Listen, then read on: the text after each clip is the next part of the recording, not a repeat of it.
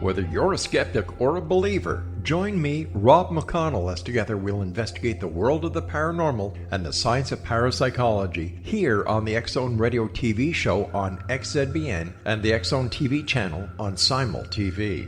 Since 1990, the X-Zone Radio TV show has been the place where people dare to believe and dare to be heard. Together, we'll investigate UFOs, aliens, ghosts, Bigfoot, psychic phenomena, lake monsters, conspiracy theories, government cover-ups, the truth embargo, alien abductions, ESP, haunted locations from around the world, and so much more.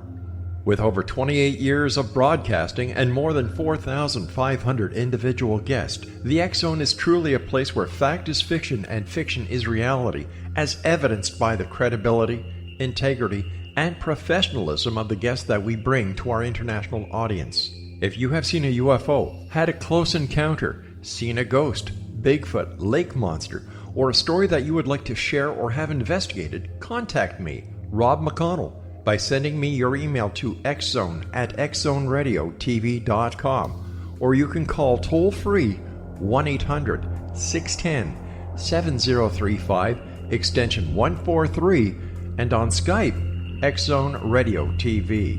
For more information on the X-Zone Radio TV show with yours truly, Rob McConnell, visit www.xzoneradiotv.com or www.xzonetvchannel.com or simultv.com and xzbn.net. Until next we meet here in the X-Zone from our broadcast center and studios in Hamilton, Ontario, Canada, always remember, X-Zone Nation, keep your eyes to the sky and your heart in the light.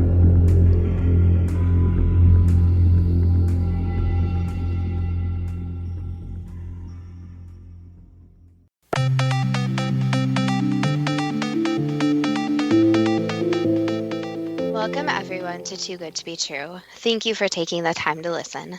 The subject for today's show is Men in Black. Before we start getting into details, let's just briefly talk about psychic insight and how we apply it. We choose a subject, then research it, and based on that research we determine what we think needs to be explained by creating a series of questions. Then Justina provides psychic insight to answer those questions. The psychic insight is narrated towards the end of the show. Accepting the psychic insight is a question of individual belief. Now let's go through the disclaimers. Here are the disclaimers. Neither of us claim to have any expertise in any subjects that we discuss. We relate information we find through research and the psychic insight. We are always delighted to hear from the listeners. The show only lasts an hour. We don't have the time to present exhaustive research on any topic. This means that there will be information that we miss. We want to provide a basis for the psychic insight. We don't care if a theory turns out too good to be true, as the show name suggests. We are only interested in finding out more of the truth about topics. Spirit can only relate insight that is appropriate for our time and history. Free will cannot be affected. Only comments that are appropriate for our time can be given through the psychic insight. Much of the subject matter in shows may have already been covered many times in other media. We want to look into subjects in a new, different way and be thought-provoking. We are not so good with pronouncing names, we apologize, and neither of us have any particular knowledge of extraterrestrial studies or of national or international security. If we have misstated anything, we apologize. I would think that most people are aware of the 4 Men in Black comedy action movies, starting with Men in Black, released in July of 1997, and continuing to Men in Black International, released in June of 2019. There was also a television series with the same name as the original movie that ran between 1997 and 2001. The original movie, Men in Black, was extremely popular and broke box office records. For some, there may be the nagging question, is there any truth behind the stories? But most probably think that these movies are highly entertaining works of fiction, with maybe a grain of truth in there somewhere. But where did the idea come from for the first movie? According to Wikipedia, it came from comic books first published in 1990 with the following plot, quote, "The Men in Black is an international intelligence organization which oversees and investigates both good and evil paranormal activity on Earth. Their remit includes alien life, demons, mutants, zombies, werewolves, vampires, legendary creatures, and other paranormal beings. In order to keep their investigation secret, much of the global population are unaware of their activities and are liable to be neuralized to blank out their memory of any interaction with the agents. Unquote. Being neuralized means to have your short-term memory erased by an biomechanical device operated by the Men in Black. Just to dig a little deeper, where did the comic books get their ideas from? Apparently from Alexander K. Bender, who claimed that he was approached by Men in Black. The following quote is from Wikipedia. Quote, Albert K. Bender, June 16, 1921 to March 29, 2016, author of the 1962 non-fiction book Flying Saucers and the Three Men, was one of the most influential ufologists of the 1950s and 60s. He served in the United States Army Air Forces during World War II. He was obsessed with the UFO phenomena and became a UFO researcher, founding the International Flying Saucers Bureau. In 1965, he founded the Max Steiner Music Society. Unquote. Max Steiner was a composer well known for his musical scores for movies. Did Alexander Bender's path cross with some of the Men in Black? Wikipedia explains the strange story.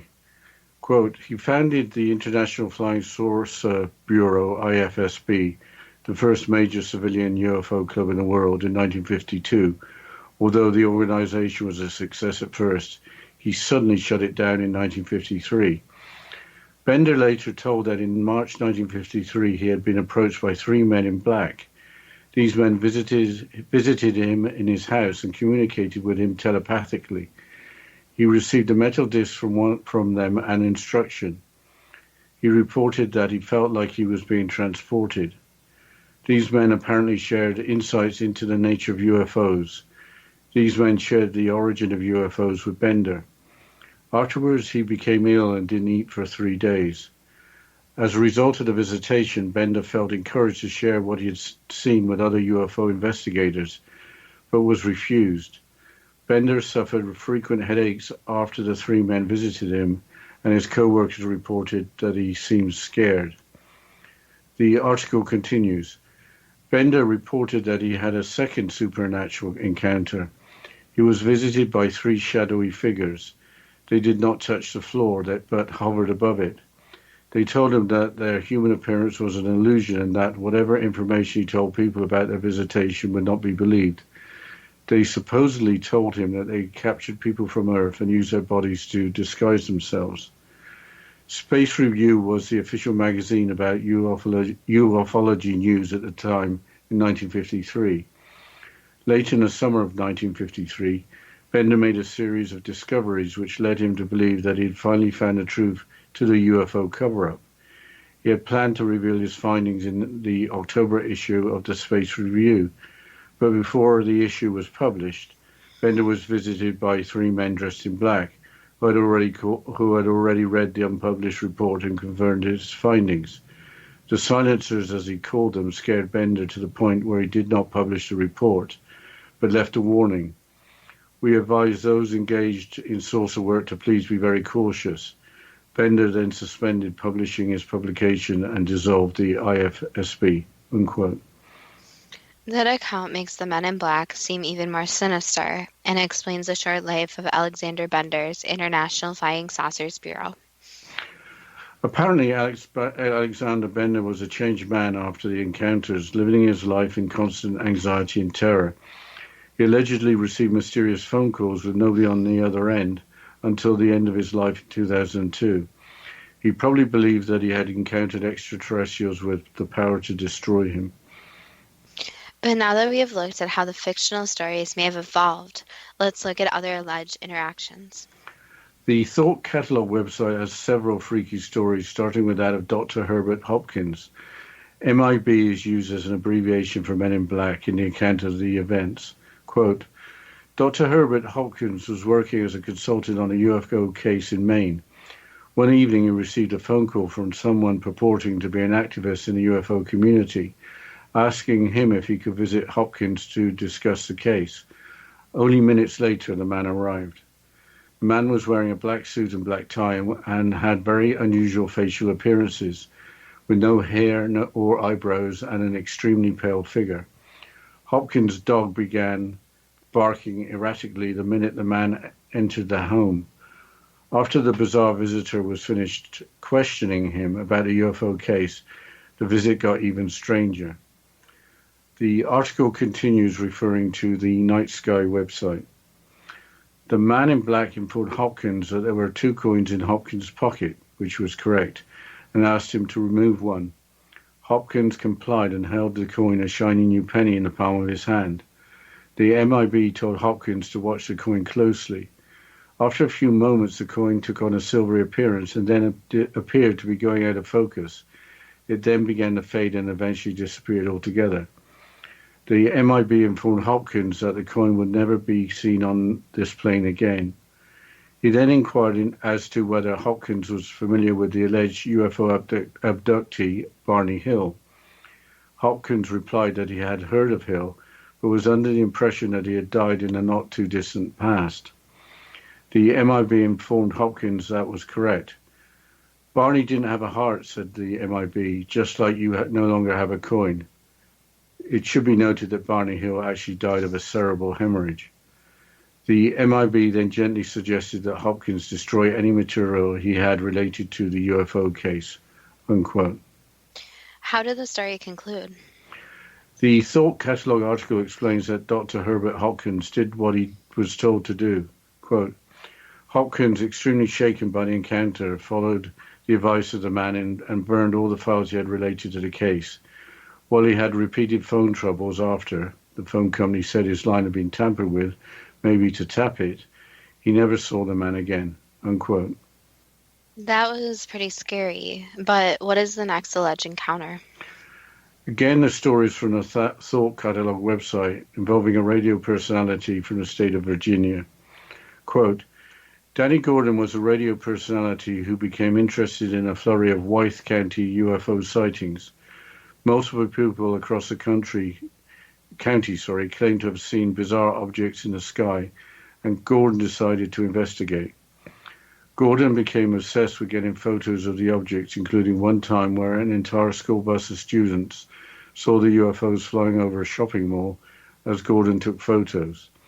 Eventually, Gordon snapped a few photos at extremely close range that allegedly verified they were not of this world. However, strange things began happening to Gordon. He received a phone call from a man who claimed to be ex-military and warned him that his research could cost him everything and urged him to stop for his family's sake. Gordon was also interviewed by 2 men in black suits who claimed to work for a magazine publication.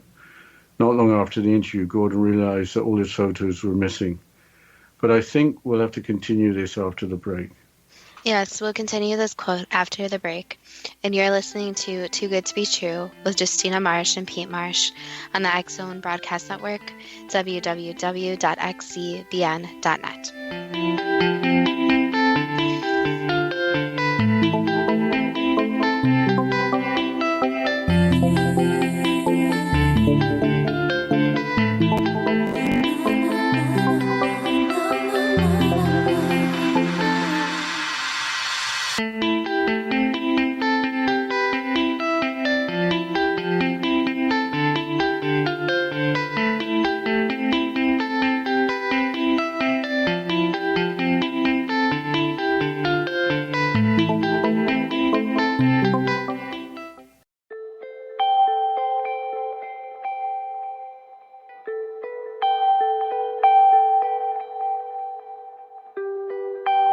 It's hard to listen to the news without realizing we're living in volatile, unprecedented times. Yet never has there been such an opportunity to transform the human condition. As old structures fail, where can we find the guidance to co-create a better way? Find Your Path Home is an ever-evolving, leading-edge information, education, and healing resource center designed to support and guide you on your path to unity and enlightenment. Based on sound principles employed by shaman worldwide, we provide techniques that can support you through the current transitions, offering online shamanic classes, international long-distance shamanic healing sessions, complimentary Mission Evolution radio episodes and Stairway to Heaven TV vignettes, seminars, retreats, and much more. All of this can be found on findyourpathhome.com. So I was watching the X Zone TV channel last night when I was abducted by aliens, and they kept repeating to me over and over again, simultv.com, simultv.com. What's simultv.com? That's what I asked them. They had it written on the side of their UFO. How do you spell that? UFO. No, I mean simultv.com. simultv.com. simultv.com. Right. simultv.com. Interesting that you were abducted by aliens in a simultv.com UFO last night. Oh, yeah? Yeah. Now that you mention it, I remember now last night I was awakened from a deep sleep. My great-grandmother was standing there. She said she'd come from the hereafter to tell me about simultv.com. She even spelled it out for me. simultv.com, sonny boy. simultv.com. simultv.com, sonny boy. Wow. Yeah. Guys, you'll never guess what my psychic guru just told me. simultv.com. Exactly. Are you guys psychic too? Of course. We all know about simultv.com. simultv.com.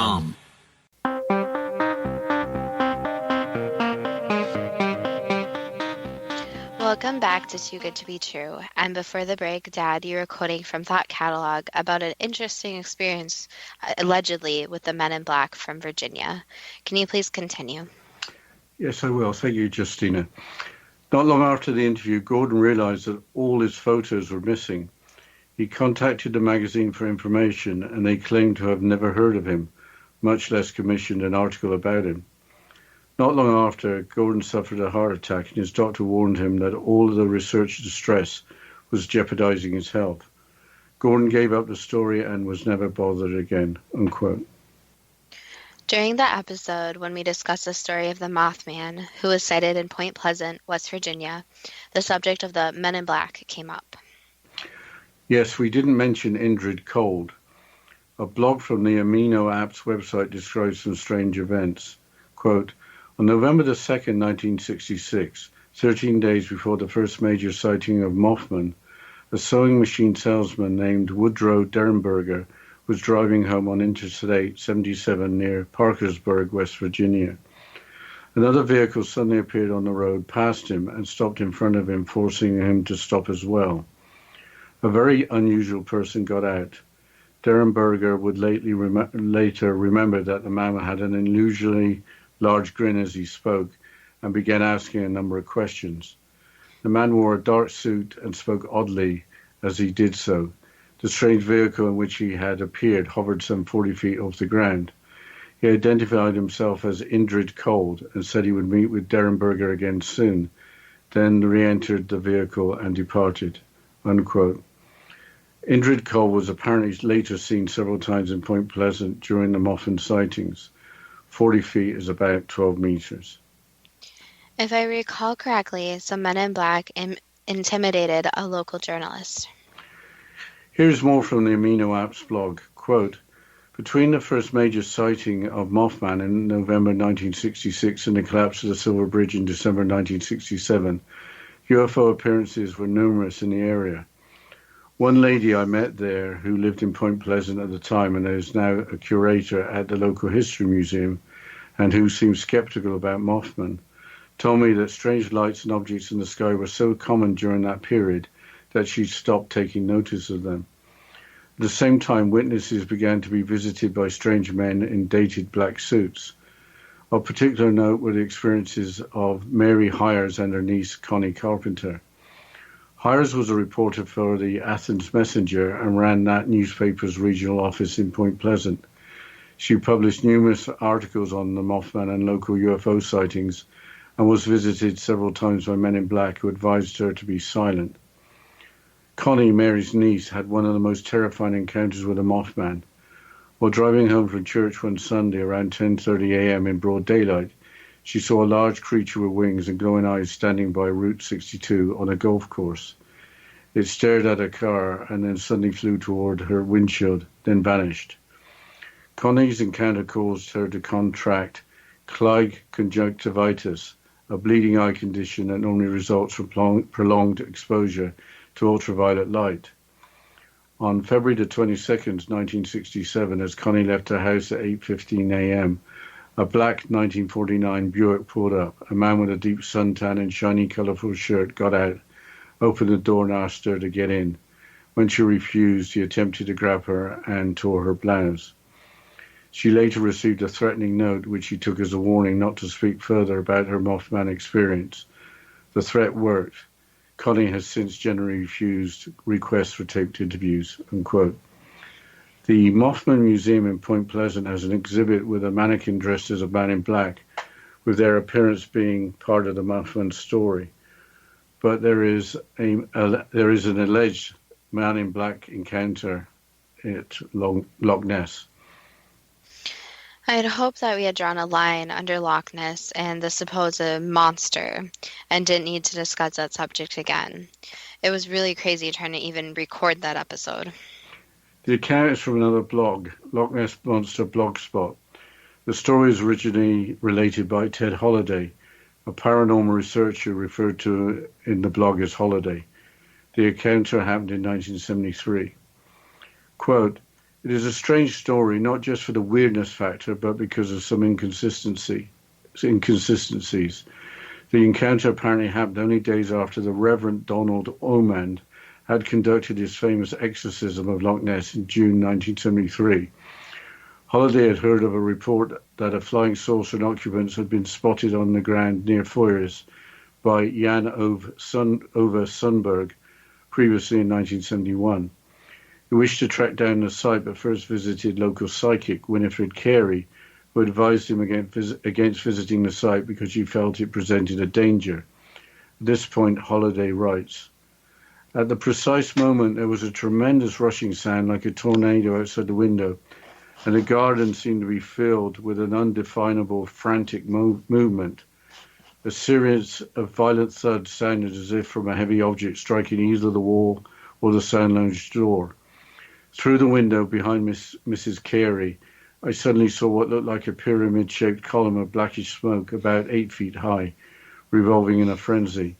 Part of it was involved in a rose bush, which looked as it had been ripped from the ground.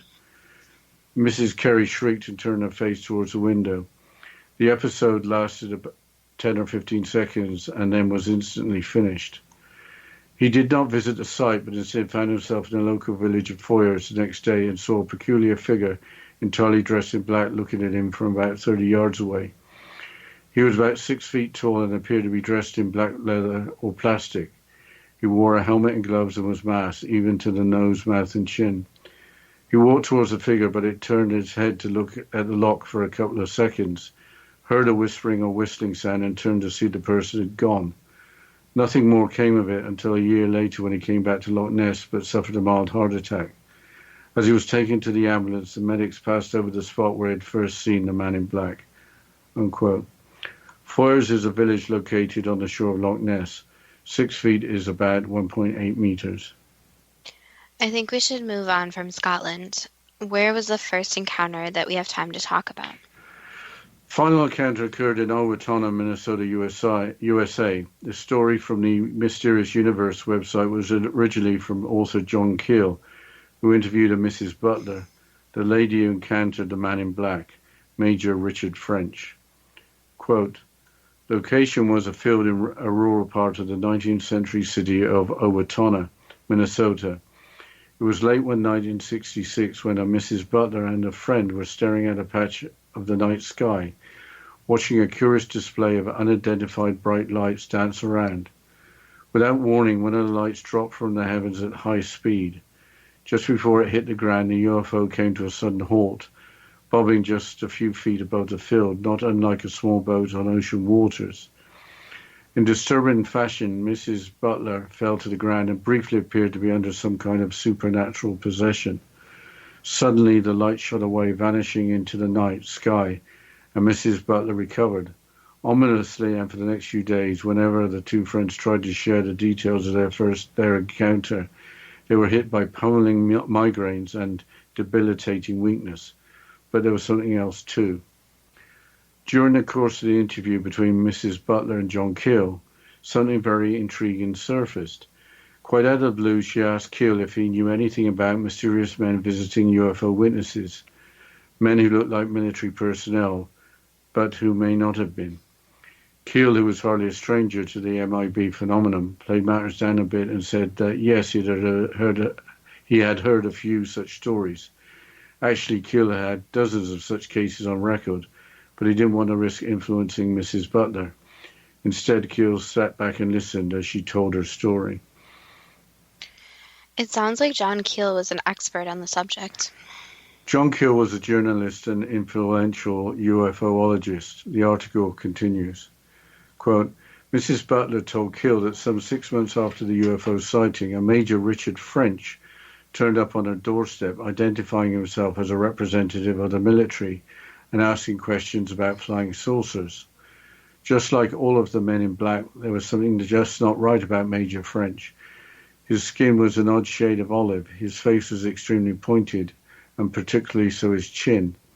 He spoke English, but his accent was as blank as it could be, and he was dressed in a suit and a black tie rather than in a military outfit.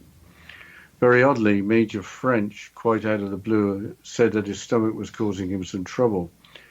Mrs. Butler offered him some jello, which he quickly declined. He soon left.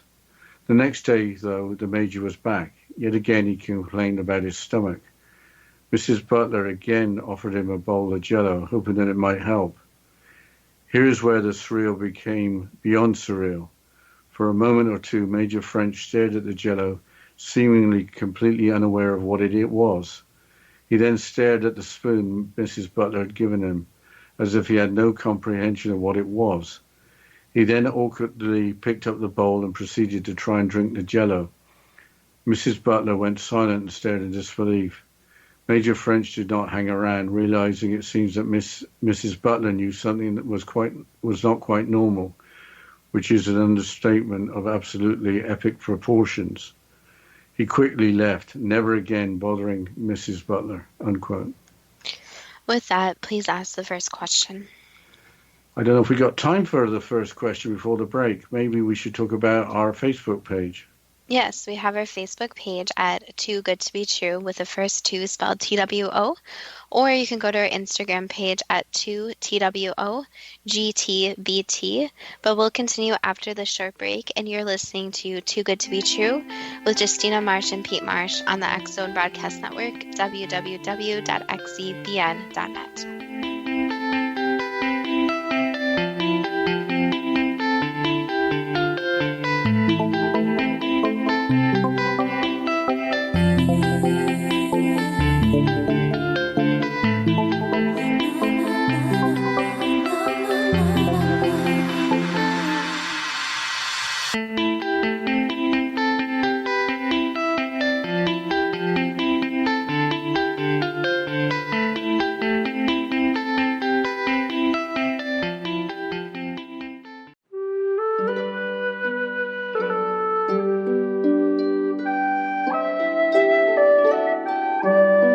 Path Home Shamanic Art School proudly presents the Gathering of Shaman 2019 Fall Retreat, Manifestation Samhain.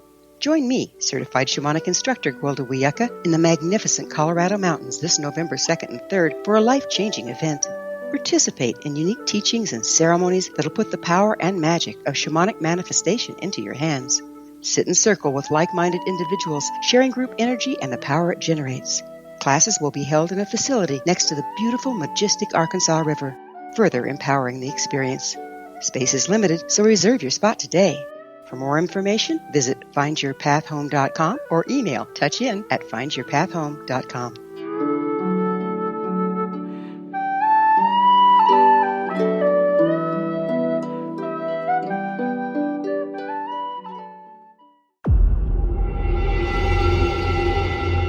Whether you're a skeptic or a believer, join me, Rob McConnell, as together we'll investigate the world of the paranormal and the science of parapsychology here on the X Zone Radio TV show on XZBN and the X Zone TV channel on Simul TV.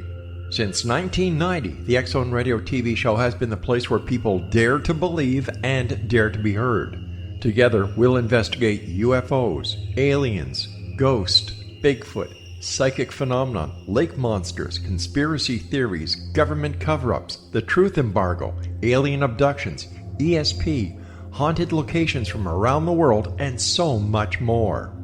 With over 28 years of broadcasting and more than 4,500 individual guests, the X Zone is truly a place where fact is fiction and fiction is reality, as evidenced by the credibility, integrity, and professionalism of the guests that we bring to our international audience. If you have seen a UFO, had a close encounter, seen a ghost, Bigfoot, lake monster, or a story that you would like to share or have investigated, contact me, Rob McConnell, by sending me your email to xzone@xzoneradiotv.com, or you can call toll-free 1-800-610-7035, extension 143, and on Skype, X Zone Radio TV. For more information on the X Zone Radio TV show with yours truly, Rob McConnell, visit www.xzoneradiotv.com or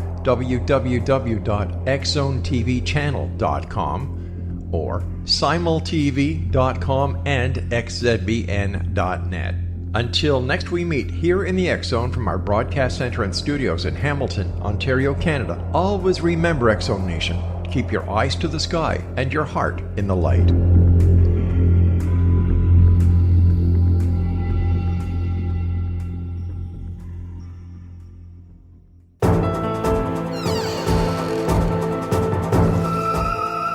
Welcome back to Too Good to Be True. And before the break, we are about to go into the questions and psychic insight about the Men in Black.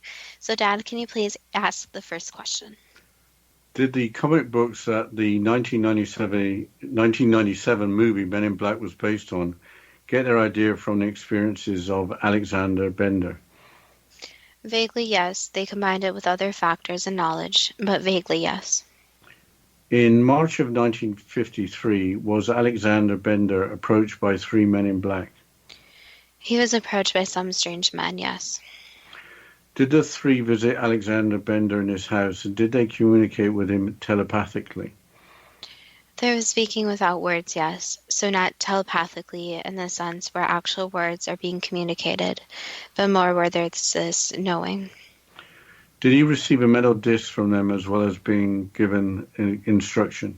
Yes. Did Alexander Bender feel like he was being transported? Yes, he did. Were insights into the nature of UFOs shared as well as the origin of UFOs? There is some knowledge shared, yes, but not a complete comprehensive knowledge, more like bits and pieces. Did Alexander Bender then become ill and not eat for 3 days? Yes. Did he try to share what he had seen with other UFO investigators but was refused? Yes, he did try to share the experience. Was he scared after the visit while also suffering from frequent headaches? He was very scared, and the headaches were related to the fear he was having too. So psychologically, he was not doing well. Was Alexander Bender later visited by 3 shadowy figures who hovered above the floor? They were not really hovering, but more just not standing on the floor. So it was more, you could say, more spirit ghost-like than human-like. Did the shadowy figures explain that their human appearance was an illusion, using captured human bodies to disguise themselves? No, that information is incorrect. Did they tell him that whatever he told about their visit, that he wouldn't be believed? They did tell him that, yes. Did Alexander Bender intend to publish his findings regarding a UFO cover-up in the October 1953 edition of the magazine, The Space Review? Yes. After the strange visits, did he decide not to publish in the Space Review? He was scared, so yes, his decision was based in fear. Was fear of the Men in Black the reason why Alexander Bender dissolved the International Flying Saucer Bureau? Yes, it is. Did Alexander Bender live his life in constant anxiety and terror following the strange encounters? Yes, again, psychologically, he was not well. Did he receive mysterious phone calls with nobody on the other end until the end of his life in 2002? Yes. Did he believe that there were extraterrestrial beings that had the power to destroy him?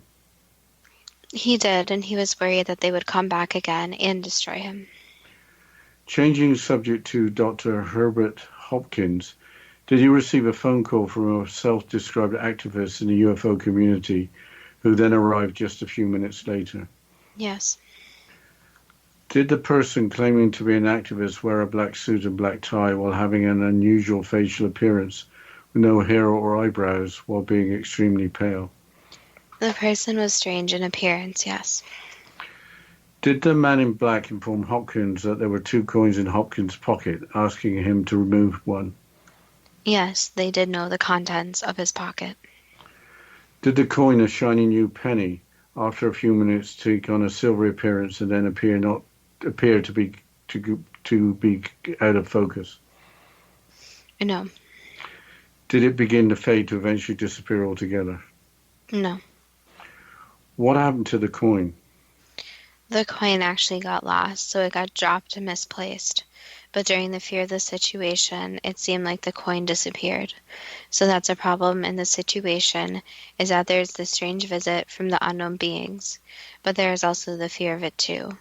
And when fear is in play, the situations can seem a lot different for smaller details than they actually are.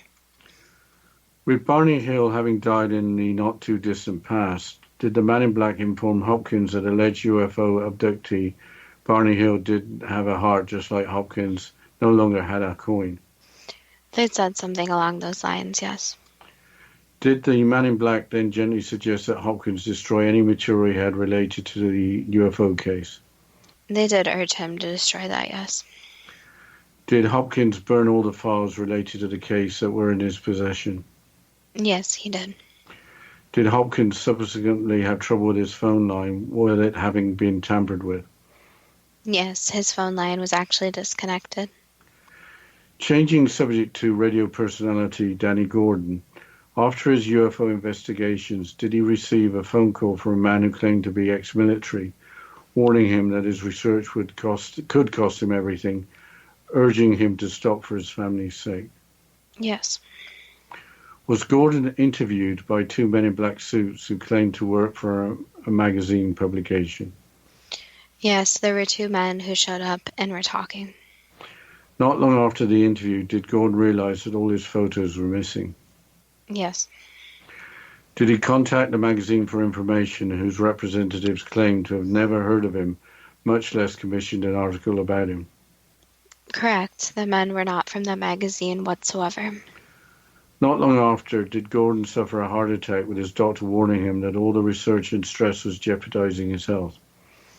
Yes, the doctor was 100% correct. Where the stress and fear can cause very physical symptoms. Was Gordon never bothered again after giving up the story? Yes, correct. Changing subject to the Mothman sightings in West Virginia, before the first major sighting, did a man in a dark suit force Woodrow Derenberger to stop his vehicle while he was driving home? Yes. Did the man in the dark suit have an unusually large grin, speaking oddly while asking a number of questions? Yes. Did the man in a dark suit's vehicle hover some 40 feet off the ground? No, that's incorrect. Where did that part of the story come from? Basically, with how the appearance was outside, the car looked like he wasn't on the ground. However, he was. So again, fear set in, and when fear and nerves set in, facts are not always facts. Did the strange man identify himself as Indrid Cold before departing in his vehicle, saying that he would meet Derenberger again soon? Yes. Why did Indrid Cold interrupt Woodrow Derenberger's journey home, just to introduce himself? He was actually making it so he wouldn't be on the road at that time. So he is pausing his travels so that he would be safe. So it was a more, you could say, divine intervention, or it wasn't exactly a man in black. However, it was a more spiritual situation where the car had to be delayed. So Woodrow Derenberger's life was being saved, or was he being saved from serious injury? Correct. So that's why during the situation there was so much fear. Nothing was actually hovering. But it was a spirit from the spirit world who was making sure his timeline was fulfilled. And the strange appearance had to be at play and the fear so that he would actually slow down with the situation and pause a moment so that his life could basically be saved. Was Indrid Cold seen several times in Point Pleasant during the Mothman sightings? Yes. Between the first major sightings of Mothman in November 1966 and the collapse of the Silver Bridge in December 1967, were there numerous UFO appearances in the area? There were, yes. Were witnesses to UFO sightings and the Mothman appearances visited by strange men in dated black suits? Some of them, yes. Others were visited by other people, including women. So depending on the situation, it could have been a different look of the person. Were some humans from government while others were from elsewhere? Yes, correct. So some were government researching the town, while others were actually just trying to figure out what was going on with the beings. So there was interaction, you could say, between the spirit world and beings that were there. Was reporter Mary Hires, who published numerous articles on the Mothman and local UFO sightings, visited several times by men in black who advised her to be silent? There were some people, yes, that visited her and wanted her to be quiet, yes. Following Mary Hires' niece, Connie Carpenter, having an encounter with the Mothman on February the 22nd, 1967, as Connie left her house at 8:15 a.m., did a black 1949 Buick pull up? Yes. Did a man with a deep suntan and shiny, colorful shirt get out, open the car door, and ask her to get in? Yes, he did. When Connie refused, did the man attempt to grab her, tearing her blouse? Yes, that's correct.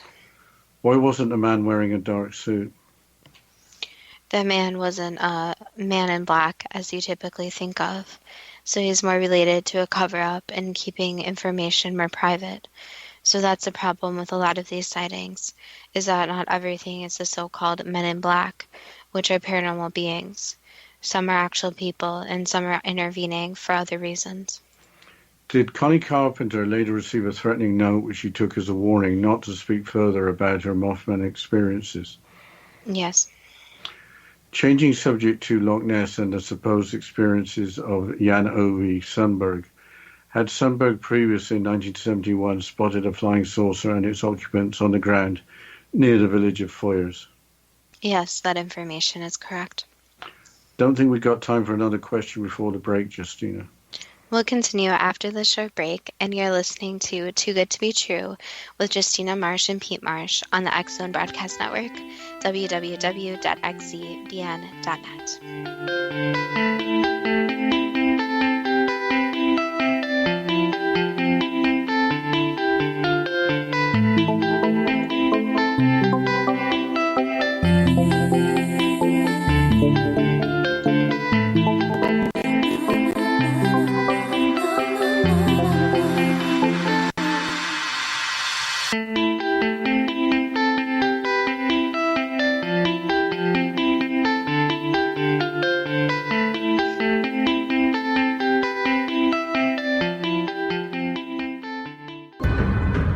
If you are looking for a safe, zero-calorie natural option to the harmful artificial sweeteners on the market today, Just Like Sugar is what you're looking for. Just Like Sugar is a wonderful natural alternative for those health-conscious people who choose a calorie-restricted diet with a great, pure, sweet flavor that tastes just like sugar. Just Like Sugar is a great natural option for people suffering from diabetes and may be useful in restricted diet programs where standard sugars are not allowed and does not cause a laxative effect of some other sweeteners. Just Like Sugar comprises a perfect blend of chicory root fiber, natural calcium, natural vitamin C, and Just Like Sugar's sweetness comes from the natural flavors from the peel of the orange. Just Like Sugar is a natural alternative to harmful artificial sweeteners and will change the way that you believe all natural sweetener products taste.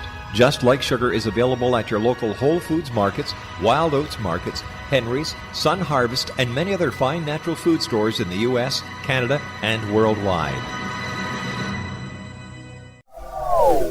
They are here, and they've been here for thousands of years, making their presence known in the shadows. They might be seen by a lonely motorist on a deserted road late at night, or by a frightened and confused husband in the bedroom he is sharing with his wife. But who are they? What do they want? Why are they here? Perhaps most concerning, has the government been aware of their presence all along? The new book by rel-mar, UFO Disclosure, the 70-year cover-up exposed, delves into the world of UFOs. Can full disclosure be soon? Order now and receive a free hour and 37-minute DVD on the UFO phenomenon. UFOs are real. Get both the book and the DVD, a $40 value, for only $19.99. To order your book and DVD today, go to lamarzulli.net. That's LAMARZULLI.net. You have heard of the X Zone? Now watch it on Simul TV, plus 500 video games, live TV channels, free video on demand, worldwide, and more. Does this sound like tomorrow's television? Well, it is, but you can have it today, right now. It is Simul TV. Simul TV offers what the others only wish they could provide.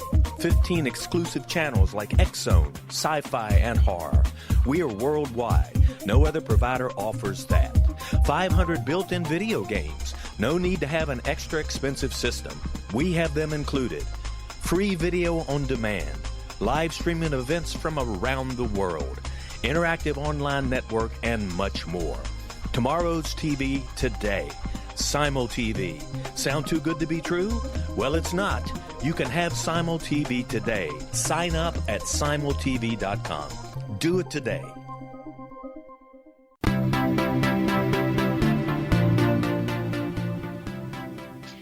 Welcome back to Too Good to Be True. And before the break, we are going through the questions and psychic insight about the Men in Black. Dad, can you please continue with the questions? Yes, I will. And we're still in Loch Ness. Did Sundberg visit local psychic Winifred Carey, who advised him against visiting the site because she felt it presented a danger? Yes. At the time of the visit, was there a tremendous rushing sound like a tornado outside the window, with the garden filled with indefinable frantic movement? Yes. Did a series of violent thuds occur as if from a heavy object striking either the wall or the sun lounge door? Yes. Out of a window was a pyramid-shaped column of blackish smoke about 8 foot high, seen revolving. There was a strange object outside, yes, so it could be described as that. Did the entire episode that finished instantly last only for about 10 or 15 seconds? Yes, it was very, very brief. The next day in the village of Foyers, did Sundberg see a peculiar figure entirely dressed in black, looking at him from about 30 yards away? No, that was not a figure or anything like that. He saw something wrong. So it wasn't actually a person or being. It was just a part of the town. A year later, on returning to Loch Ness, did Sundberg suffer a mild heart attack close to where he thought he saw a strange figure resembling a man in black? Yes, but that was unrelated. So that was natural and not related to anything paranormal. Changing subject to Mrs. Butler in Owatonna, Minnesota, during one night in 1966, did Mrs. Butler and a friend watch a curious display of unidentified bright lights in the night sky? Yes. Without warning, did one of the lights drop from the sky at high speed, come to a sudden halt just before it hit the ground, bobbing just a few feet above a field? Yes. Did Mrs. Butler fall to the ground and briefly appear to be under some kind of supernatural possession? She did fall to the ground, yes, but it was more because of the shock, not the actual situation. Did the light then shoot away, vanishing into the night sky? Yes. For the next few days, whenever the two friends tried to share the details of their encounter, were they hit by pummeling migraines and debilitating weakness? That was their human reaction. So again, the reaction of fear and just the whole situation and the shock. So it's nothing to do with the actual beings or anything like that. It was their human mind trying to not discuss information. 6 months after the strange light or UFO sighting, did a Major Richard French turn up on Mrs. Butler's doorstep, identifying himself as a representative of the military? Yes. Was Major French dressed in a suit and black tie? Yes, he was. Did he have a pointed face with olive shaded skin? Yes. Did he speak with a blank accent? That could be said, yes. Did Major French complain that he had stomach trouble, declining an offer of some jello? Yes. The next day, did he return again, complaining of stomach trouble, but this time accepting Mrs. Butler's offer of a bowl of Jell-O? Yes, that's correct.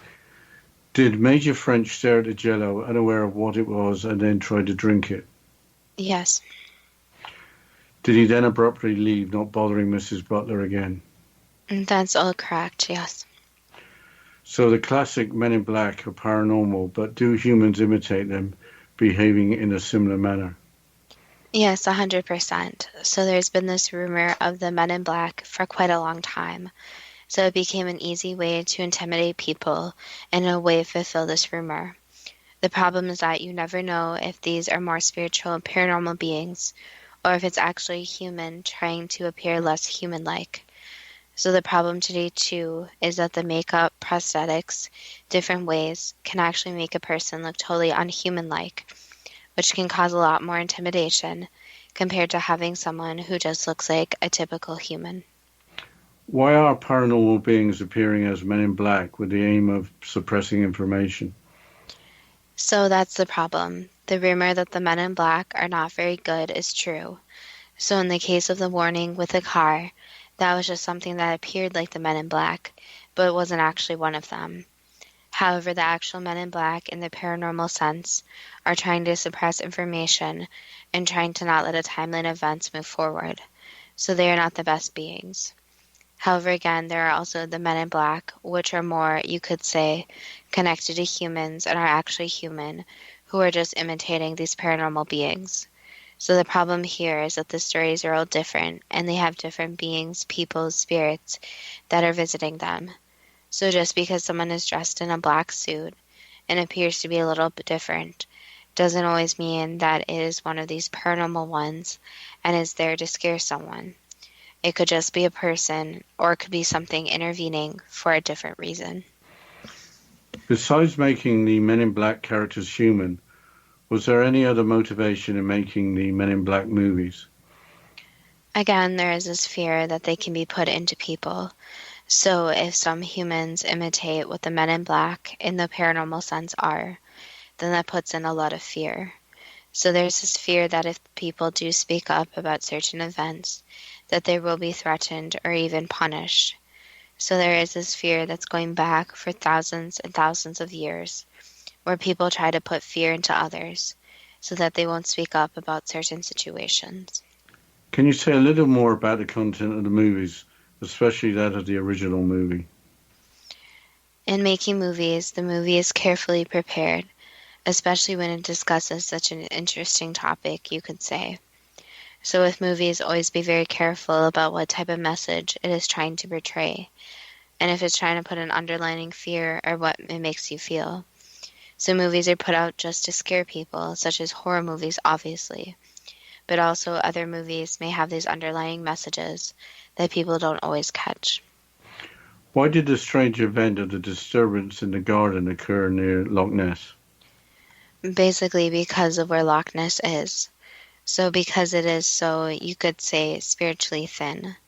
So the veil between the spiritual world and the human world are so thin that it creates a place where spiritual and paranormal events can happen a little bit easier. So all these events happened around there, and there are a lot of events that occur around there. So you will see these different parts of the world where the veil is just a little bit thinner. With disclosure of extraterrestrial phenomena seeming to be ongoing, are we to expect more sightings of Men in Black? That could be said. It really depends, again, what the human Men in Black and what the paranormal Men in Black decide.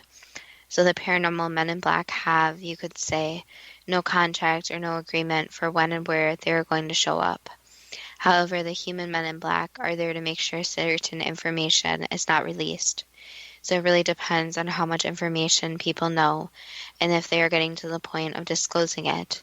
And if this is more public knowledge where there's disclosing information. Where do the paranormal Men in Black come from? So the paranormal ones are actually a different type of being. So they are extraterrestrial in nature, such as the common belief. So you can think of them as more leaning towards the Naked side. However, what they think they're doing, they believe they're doing the right thing. So they're making it so the timeline events is what they believe is right, is occurring. That was the last answer. Is a better understanding of Men in Black of different types too good to be true? That depends on what you are prepared to believe. Well, I thought it was a risk talking about Loch Ness, and we got through it okay. I didn't realize that the veil was thinner up there. Yeah, I think the interesting kind of takeaway from this whole thing is that it seems that some people just kind of assume that their experience is something. So in this case, some people just assume that they were having experience with Men in Black. So it's really difficult, and I mean, they even know that in other situations, is that when someone's a witness to something, that fear and that remembering details is actually very hard. So that's actually a known fact that being a witness to anything is really, really hard. Yes. What I've been told is that in a stressful, very stressful situation or fear, that the short-term memory goes into sort of spasm, if you forgive that you just don't even remember your own name. So I'm not surprised by the psychic insight saying that some of the details were not facts because of the stressful nature of the situation. Well, and I think the kind of sad part, the takeaway from this too, is make sure you lock your door, don't answer for strangers, and there's a lot of strange people and strange events out there, so always be really careful who you let into your home, and, you know, even if you're out on the road, if you're driving, if you're walking, always to be really careful. Yes, and if they drink the Jell-O, get the heck out of there. I'm wondering what other movies have got some strange twists behind their storylines. Maybe we could get some listener suggestions. Yeah, we could ask the listeners. We're asking everyone now is if there's a movie you want us to cover, we're willing to do that. I'm really into horror movies, so I've seen most horror movies, but there's also a lot of different ones, thrillers, sci-fi. There's some very, very interesting movies out there. Yeah, I think the sci-fi in particular, I mean, we talked about the original series of Star Trek quite a bit, and they actually had a psychic on staff that helped them out with the storylines, apparently, or allegedly. So, well, and that's my preference, talking about those shows, I guess, but bringing things up to date, maybe there's some more modern shows or movies that have some basis in fact behind them. Well, as always, you can contact us on our Facebook page at Too Good to Be True or our Instagram page at TWOGTBT with any suggestions for future shows, any comments about today's shows. And as always, thank you so much for listening, and we look forward to next week's show.